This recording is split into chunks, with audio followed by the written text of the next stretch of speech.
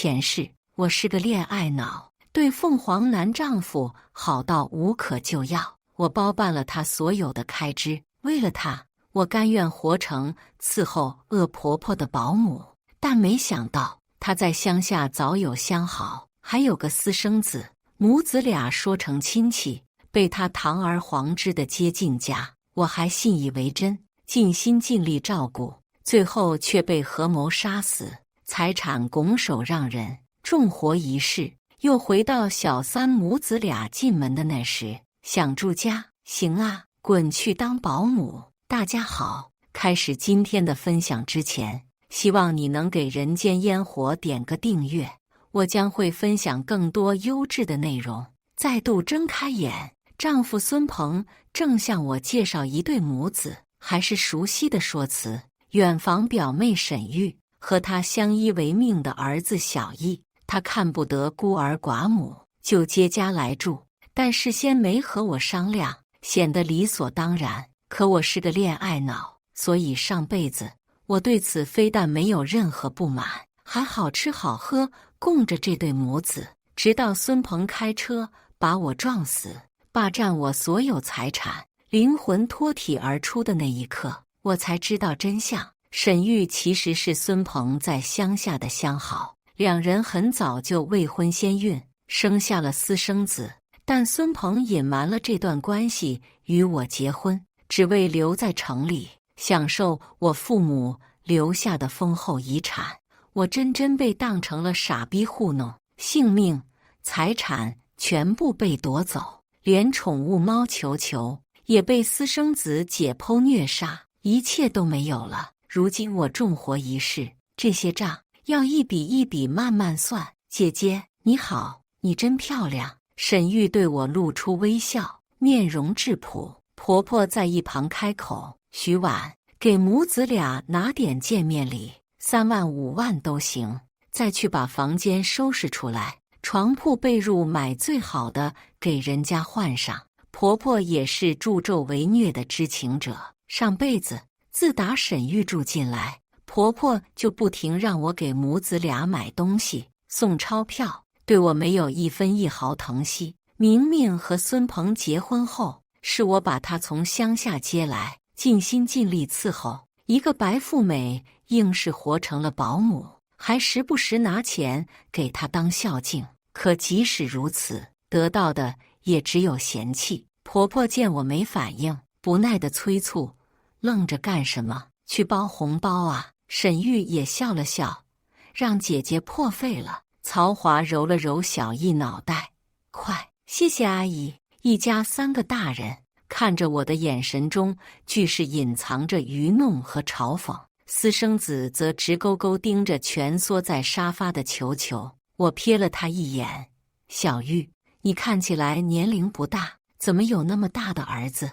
几岁生的？沈玉眼中闪过一丝恼恨，抿着嘴道：18岁啊，那么年轻。我惊讶地捂住嘴巴，那孩子爹呢？把你抛弃了，还是死了？孙鹏和婆婆的脸色难看起来，沈玉也支支吾吾说不出话。我顺势道：真死了，怪不得孙鹏要把你接来呢，真可怜。不过没关系，旧的不去，新的不来。我有个朋友最近刚离异，我介绍你们认识。说着，我拽住沈玉往外走。孙鹏的脸愈发臭了，沈玉连忙挣开我，姐姐，我就想自己把小一带大，如果你收留我，我会很感激你的。住进来没问题，可时间一长，对谁都不好。这样，从今天开始，你就给家里做家务，当保姆，当是房租了。这对我们彼此都尊重，你觉得呢？沈玉求助般地看向孙鹏，孙鹏把脸转了过去，他知道这个房子到底是谁的，只是他眼中闪过的恼怒还是被我捕捉到了。婆婆倒是有心替沈玉说话，却被孙鹏示意，只能恨恨作罢，带着小义回了屋。我把沈玉安排到了保姆间，你别看房间小没窗户，住起来暖和，你先自己打扫下，弄完后顺便把客厅也扫了。沈玉应了声，语气中带着屈辱和不甘。我心中冷笑，且等着吧，一切才刚刚开始。沈玉安顿好后，婆婆拉着她四处参观，还在我房间乱翻我的梳妆台，看着各种各样的首饰。沈玉眼睛直了，姐，这些都是你的，很贵吧？还行，18000就能拿下。沈玉闪过贪婪，换上一副心酸的表情。真羡慕姐姐你，那么贵的物件用都用不完，不像我，没钱没文化，只能找点零工，辛苦拉扯小艺，饭都吃不上，更别说能有这么多好东西了。也不知道这辈子能不能带上一件。说着说着，沈玉就开始掉泪。不知情的人真会被他骗得裤衩子都不剩。而前世，我就上赶着把首饰化妆品送出去。这时婆婆发话了：徐婉，反正你那么多东西也用不完，就拿出来一些给小玉，不要那么小气，省得以后传出去，别人说我们孙家亏待客人。孙鹏也帮腔道：是啊，老婆，能帮就帮，实在不行，我以后再给你买。呵，真大方啊！我看了眼孙鹏，从交往开始，他所有的开支都是我的钱，他一分工资我都没要过，没花过。我露出难色，这些我都用过，怎么能送呢？这样，我去买些新的。沈玉闻言，满脸喜色，眼底泛起浓浓的贪婪。1个多小时后，我拎着大包小包回来，沈玉一瞧见各种大牌包装，激动的要扑过来。这时，我指着他脖子道：小玉，你这金项链样式挺别致啊，能不能送我？就当是我们交换礼物了，怎么样？没问题。沈玉二话不说就摘下来给了我，拎起所有袋子往房里钻。我信手抛了抛项链，一堆批发的地摊货，换取真金白银、血钻。傍晚，婆婆发话要给沈玉母子接风洗尘，张口就是5星级酒店，当然默认是我请。我答应了，抱着球球和他们赶往本市最豪华的酒店。婆婆热情地招呼沈玉母子，点了一桌昂贵菜肴，显然是想宰我这个冤大头了。那我也不客气，要了上万的红酒，拿起筷子猛吃。差不多吃饱的时候，我手机响了，我开了免提：徐婉女士吗？您在我司办理的投资账户出了些问题。顿时那家子齐刷刷看向我，我连忙关掉免提：你们先吃着，我出去办点事儿。说罢，我急匆匆跑了出去。临出门前，向球球打了个手势，他追着我跑了出来，走到包厢外，我挂了电话。我是有投资，但对面的不是投资经理，只是我一朋友。来酒店之前，我联系他，给我打这么个电话：一来嘛，不用付账了；二来，呵呵。从酒店出来，我抱着球球去温泉会所，美美的享受了一晚。期间，孙鹏给我打来了无数的电话，他急了，不仅因为我没结账，更主要的还是我把他的卡停了。我以前是恋爱脑吗？就给孙鹏开了个账户，每月3万额度让他随便花。现在卡一停，他就只能用自己的私房钱结账，不吐血才怪。我舒爽极了，手机关机扔到一旁，享受 SPA。第二天早上，我去咖啡厅见了王晓，她是我闺蜜，当年一力劝阻我嫁给孙鹏，无奈我一意孤行，最后落得个身死的下场。而我死后，警察都断定是意外，他却执意认为与孙鹏有关，查了大半个月，最后被孙鹏一并杀死。这一切都被当时是灵魂的我看在眼里。大早上叫我来干嘛？王晓语气带着些怨念，他依旧对我恨铁不成钢。我要把所有财产都转给你，我要离婚。王晓捂住嘴：我的乖乖，你终于清醒了。一整天我都在忙把各种财产转移给王晓的手续，只留下现在住的那套房子。之后，我与王小告别，坐公交车回家。在车站，我遇到了孙鹏的小叔，一个好色的老无赖。自从孙鹏和我结婚，小叔就经常来家蹭吃带拿，什么好东西都想带走。婆婆怒了，她默认家里一切都是她和她儿子的。后来把小叔扫地出门了。之后，小叔再没上家过，却找上了我，找各种理由装可怜要钱。我以前心软，想到他是孙鹏长辈，就给了。到现在拿了能有5、6万，这也就算了。关键是这老货经常故意和我有肢体接触，只是度把握得很好，我连报警都找不到理由。小叔热切地盯着我，侄媳妇，真是巧，省得我找你了。你婶儿最近老毛病又犯了，可家里实在没钱。我哭丧道：叔，我刚刚投资亏了，手上一点闲钱没有，连车都卖了。你看我现在还要坐公交呢。什么？小叔大惊失色。不过你别急，你可以问我婆婆要，我没少孝敬她，都被她存起来了，好多钱。小叔又心动又为难，他能给？瞧您话说的，那点事儿早过去了，他总不能还置气，对吧？这倒是，不过我不好当面要，还是打电话吧。小叔打定主意，当即拿出手机。这时公交车来了，叔，我走了。上车前，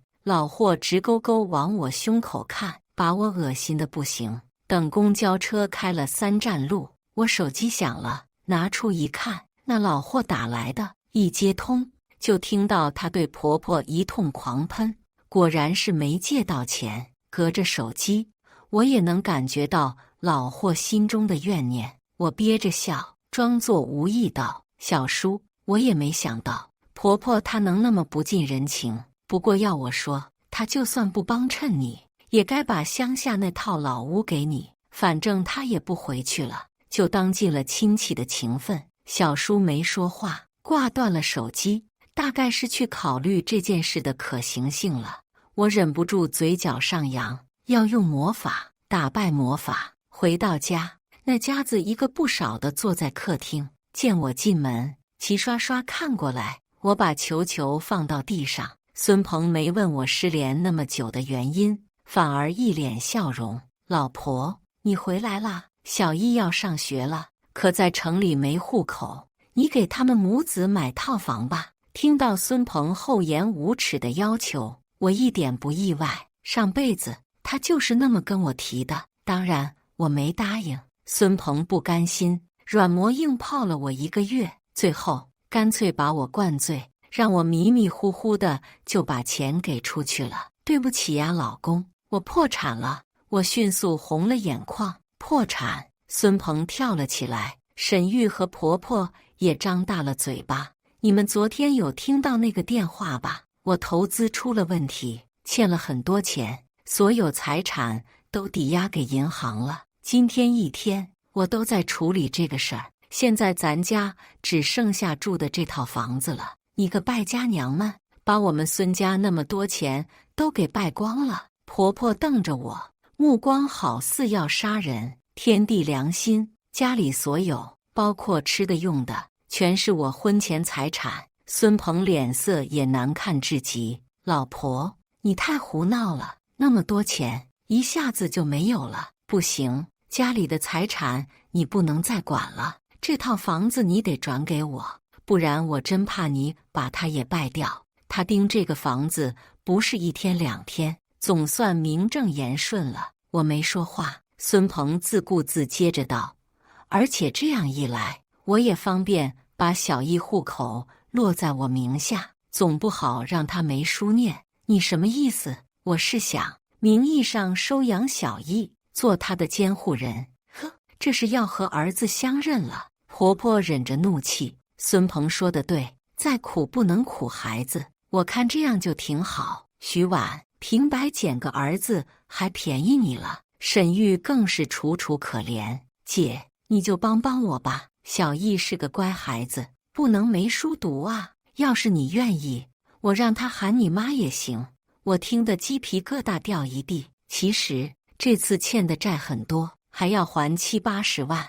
我正考虑把这套房卖了呢。孙鹏大吼道：“不能卖，这房子还有的涨。”我也心疼啊。孙鹏，你那儿应该有钱，不如你替我还吧。我替你还。孙鹏愣愣地指着自己。对呀，我点了点头。这套房子能值400-500万，未来还有那么大的升值空间，就为了几十万把它卖掉，太不值了。你看，你拿钱帮我还了债，房子留下来，我就好把它过户给你了。孙鹏面露犹疑，迟迟下不定决心。婆婆则一口拒绝：“徐婉，这是你欠的钱，怎么能让我儿子还？你自己想办法去，钱要还，房子也要留。真是败家娘们！我儿子娶了你，倒了8辈子血霉。”婆婆，您这说的什么话？我们是一家人。孙鹏帮我出钱怎么了？如果非要分那么清，那这房子我现在就卖掉，以后租房子住，剩下的钱也跟你们没关系了。听到这话，沈玉仙急了，一个劲儿的在旁边给孙鹏使眼色，气氛愈加沉闷。这时，小易突然凑过来掀我裙子。啊，流氓！我一脚把他踹到地上，身心通透。讲真，上辈子我就想踹了，这也重住进来后，经常跑来掀我裙子。我说了他不听，就骂了几句。老太婆心疼的不行，指着我鼻子骂。我火大极了，可愣是没办法。自那以后，我再没穿过裙子。小易！沈玉尖叫一声，跑过去扶起他儿子。抱歉，自然反应，我以为是流氓呢。随爹吧，死了真活该。我看向脸绿的孙鹏，既然你不肯出钱，我去联系我朋友，他看中我这房子很久了。等等，孙鹏咬牙，这钱我拿了，不过等还完债，你得把房子尽快过户给我，放你那儿我不放心。知道了。我也认识到自己的错误了吗？我很快收到了转账，整整80万。孙鹏没那么多钱，不过加上我多次给婆婆的孝敬，差不多够了。母子俩哆哆嗦嗦的，大概是家底儿给掏空了，我却爽得不行，物归原主了。至于房子过户，做美梦去吧。这时，小易抓起球球，发泄似的往地上摔。球球被他揪着尾巴，发出痛苦的哀嚎。我连忙将球球夺回来，信手给了他2巴掌。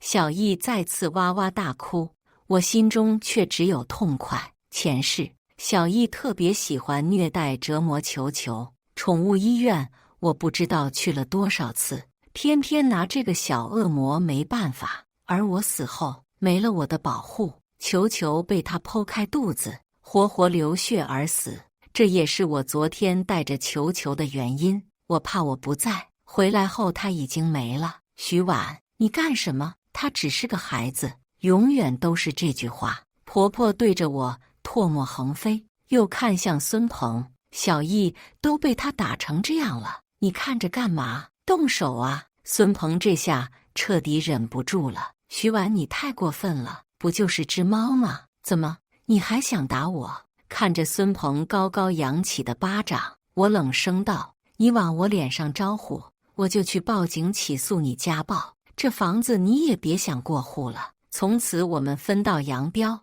孙鹏动作一致，目光中充斥着不敢置信。他印象中，我对他向来是100%顺，从不发脾气的。对此，他只能归咎我太喜欢球球了。孙鹏悻悻然地收回手，婆婆也蔫了，嘴上却叫嚣道：“再让我见到你打孩子，我跟你没完。”而沈玉全程没开口，好似置身事外。但我知道，这正说明他憋着坏呢。不知不觉，沈玉住进来2个星期了，也做了2周的保姆，被我可着劲儿使唤，就像婆婆对待我那样。期间，孙鹏借口工作忙，每晚说是要睡书房，其实是和沈玉厮混去了。我乐得如此，省得被这种人渣碰。不过他有事没事儿就催我过户房子，被我找各种理由推脱了。孙鹏没起疑，沈玉却不爽了。在他眼里，这房子是孙鹏的，以后是他儿子的，一天不落袋，就一天不安心。不过他没找到法子对付我，倒被我先发现了他的秘密。这天下午，我落了份文件在家，从公司回来取，可电梯坏了，我只能走消防通道。刚到门边，一阵说话声传了出来，除了沈玉的声音，还有个男声，但不是孙鹏。我蹑手蹑脚地走到虚掩的门后，我所有的钱都给你了，刘强，你还想怎样？不够。孙鹏娶了个有钱老婆，发达了，对你这个老相好，还能亏待了？赶紧的拿出来，不然我少不得找他一趟了。听到这里，我拿出手机开始录音。沈玉歇斯底里：你要逼死我吗？我给你多少次钱了？我真没有了，实在不行，你可以肉偿啊。你做梦？那行，我这就去找孙鹏，跟他说他当年进城后，你不甘寂寞和我上了床，还为我堕了胎。我瞪大了眼睛，沈玉竟然还有那么劲爆的消息，上辈子我都不知道，意外之喜啊！刘强，你够了！沈玉嘶吼的同时，我轻轻退后几步，然后弄大脚步声。下一秒，说话声戛然而止，而我也走进了消防通道。真是你呀，小玉姐，你怎么在这儿？沈玉瞧见我，打了个激灵，满脸慌张。我回家一趟，可电梯坏了。你吼什么呢？我刚过来就听到你声音。没什么。沈玉不自然地指着刘强介绍：这是我乡下的朋友，今天进城来看我，我们俩就在这儿说说话。行，你们聊吧，我上去了。约莫半个小时后，沈玉回来了，我也顺势出了门，依旧走消防通道，来到1楼楼梯的拐角。我从隐蔽处拿回手机，打开录音。这就是孙鹏他老婆，乖乖，真白，真漂亮，那皮肤多细嫩啊！怎么喜欢？沈玉又是道：刘强，钱我是拿不出来了，不如这样，我找机会把那女人送你床上，随便你睡。你要有能耐，再自己拍照而去。只是你以后别再来找我了。成交。我默默地收起手机，好得很，真是蛇蝎心肠。既然你要这么玩，那就看看谁棋高一招了。风平浪静地过了3天，孙鹏已经到了忍耐的极点，催我去办理过户。我知道是时候了，拿出一份文件，转让合同我拟好了，你签个字，等哪天有空就去办手续。这阵子我实在忙不过来。孙鹏乐不可支，翻到最后一页，看也不看内容，直接签上了名字。大抵是习惯了我对他无条件的好。签完后，他和沈玉悄悄地眉来眼去，婆婆也满脸笑容，想必是得意极了。大功告成，我乐呵呵地收起合同，笑吧笑吧，待会儿有的你们哭。随后，我到阳台打了个电话。午饭正吃着时，小叔领着一帮大汉冲了进来，我默默地退到角落。好戏要正式开场了哟，吃着呢，菜不错呀。小叔一屁股坐下来，拿起鸡腿开始啃。婆婆皱眉：孙正国，你来干什么？看不出来，吃饭啊。婆婆一拍桌子：你又来打秋风，上次不借你钱，你就带这些人来抢是吧？小叔霍地站起身：什么打秋风？老子是来要我应得的东西。乡下那老宅是我爹留下来的，本就该有我一份。当年念在大哥困难，老子不和你们来要。现在你家发达了，看不上那破屋了，也该还回来了。放屁！婆婆尖声道：那宅子是公公指名道姓传给你哥的，跟你有什么关系？孙鹏帮腔：就是啊叔，当年分家该给你的爷爷一点没少，你凭什么说老宅是你的？虽然我们家现在不紧着这房了，但也不是你能拿的。啪！小叔一巴掌甩到孙鹏脸上：好你个兔崽子，当了城里人就忘了怎么跟长辈说话了。老子把话撂这儿，这房子你不给也得给。说完又是一巴掌。我强忍着笑，继续呀，打死最好，你别给脸不要脸。泥人尚有3分火气，孙鹏出拳抡了过去，小叔被砸得眼冒金星。他娘的，给我打！小叔带来的几个大汉一拥而上，专往人身上招呼。沈玉、婆婆都不能幸免，就连小易也挨了一巴掌。我痛快极了，抱着球球缩在沙发角落，顺帮报了警。警察赶来的时候，孙鹏已经鼻青脸肿了，我们统统被带去了派出所。孙鹏指着小叔：“警察同志，他对我们施行殴打、勒索房产，我要告他！放你娘的狗臭屁！”小叔叉着腰：“老子是去勒索吗？老子是去拿回本就不属于你们的房子。”孙鹏冷笑：“不属于我们，还能属于你？”小叔满脸无辜：“老子什么时候说过属于我了？那房子分明是小婉的，你们不给，我当然得替侄媳妇要回来了。”啥？孙鹏和婆婆傻了。沈玉眯着眼睛看向我：“姐，这里还有你的事儿？”我叹了口气，对婆婆道：“当初我去乡下看老宅挺有格调，您就说30万卖给我，但我当时没多少闲钱，就提出分期转账，等什么转够了钱，房子就归我。您答应了。”小叔也在场听到了，可现在我钱转完了，您却说没有这回事，是这么回事儿。小叔煞有介事道：“当时我就在场，完全可以给侄媳妇作证。上次小叔没借到钱，又听我提了那么一嘴，就一直把房子记在了心里，整天琢磨怎么拿到手。可思来想去，一个法子没有，因此他又找上了我。我当然不能答应，但架不住老人家软磨硬泡，又那么可怜，就和他定下了这计划。只要我拿到老宅，就给他打20万过去。”婆婆目瞪口呆：“我什么时候说把老宅卖给你了？徐婉，你和外人合起伙，坑咱家自己人！”孙鹏攥着拳头，双眼喷火。我委屈道：“我没撒谎，都是真的，只是当时你不在而已。”这时警察开口了：“除了人证，有物证吗？”“有。”我拿出手机，打开和婆婆的转账界面。“警察同志，你看，这1年我隔3差5就给婆婆转账，第一笔有10万呢，这么多加起来都不止30万了。”婆婆捂着胸口：“那是你给我的孝敬。”我声泪俱下：“婆婆，我赡养您是应该的，但不可能每次都转那么多钱吧？和孙鹏结婚后，家里开支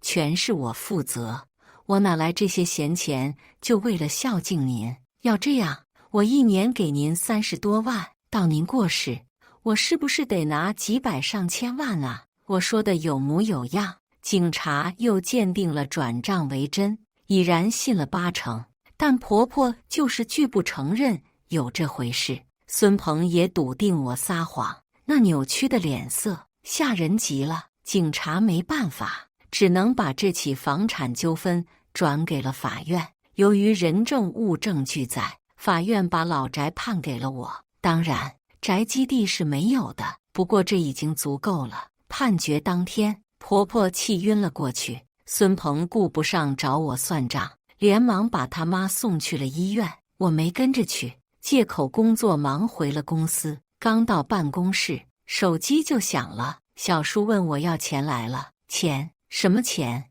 当然是20万了。我帮你拿房子，你给我钱啊？我语气迷茫：没这回事儿啊。小叔，你是不是讹我呢？我没钱。小叔终于回过味来：好你个徐婉，你他娘敢耍老子，老子这就去法院。去干嘛？跟法官说你做了伪证。小叔，这是犯法的。好，徐婉，狗日的你等着，老子来找你算账。小叔没开玩笑，他真的来了，但很不幸，路上被一辆泥头车撞飞了，没死，瘫了。消息是沈玉告诉我的，他约我去了步行街的咖啡厅，楼上就是酒店。姐，你来啦，咖啡我已经点好了。我扫了眼桌上的咖啡，坐到对面。沈玉开始叹气，这孙家不知道是不是走了背字儿，闹出这么多事儿来。亲妈还在病床上躺着呢，小叔又出事了，也不知道鹏哥撑不撑得住。他很聪明的，没有指责我半个不是，我却没心思跟他客气。是啊，大抵是沾上什么脏东西了吧？沈玉感觉到我是在说他，脸色一变再变。姐，你喝咖啡呀？趁热你也喝。我们不约而同地喝了口咖啡，一抹得逞之色在沈玉脸上闪过，下一秒他一头倒在桌上。王晓从角落走了出来，这家店是他的，全城连锁。沈玉给咖啡下完药后，王晓找人把他调开，趁机就给换了。随后我俩合力把沈玉送到了楼上快捷酒店。王晓查过，他已经开好了房，把沈玉放到床上。我解锁了他的手机，给刘强发了消息和房号。没多久功夫，刘强屁颠屁颠而来了。我猜他看见床上躺着的人，一定很惊讶，但不可能放过唾手可得的猎物。果然，刘强进去后再也没出来。万事俱备，只欠东风。我匿名将一段录音和房号发给了孙鹏，他会懂的。孙鹏第一时间冲到了酒店，很巧，门上插着房卡。愤怒之中的他来不及细想，直接开门进去。修罗场诞生了。彼时沈玉早就醒了过来，正和刘强你情我愿。孙鹏看到这一幕，哪里能忍，抡起拳头朝刘强砸过去。但刘强很能打，反手把他掀到地上压着打，两人火气越打越旺。失手之下，刘强把孙鹏打死了。这是我没预料到的，不过更爽。孙鹏进了太平间，刘强进了监狱，而沈玉看似只是通奸，和他没啥关系，我却不会放过他。我向警方呈交了那一整段录音，以及沈玉给咖啡下药的监控录像。沈玉一并被判了刑，但事情没有就此结束。婆婆在医院听到一系列变故，差点再度晕厥。她挺着一口气出了院，丧事都顾不上办，反而先找上了我。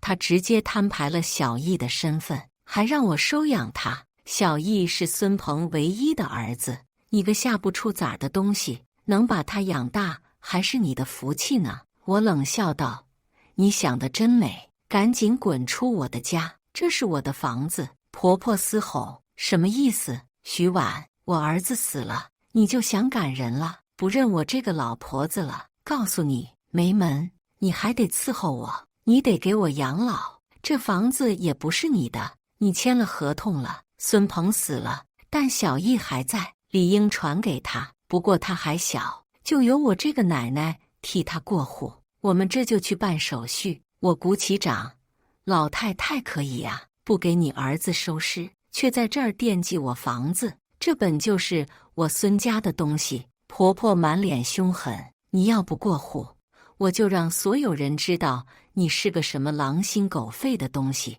我看你还有没有脸活着。从今天起，你得伺候，小易你也得养，这是你作为孙家媳妇该做的。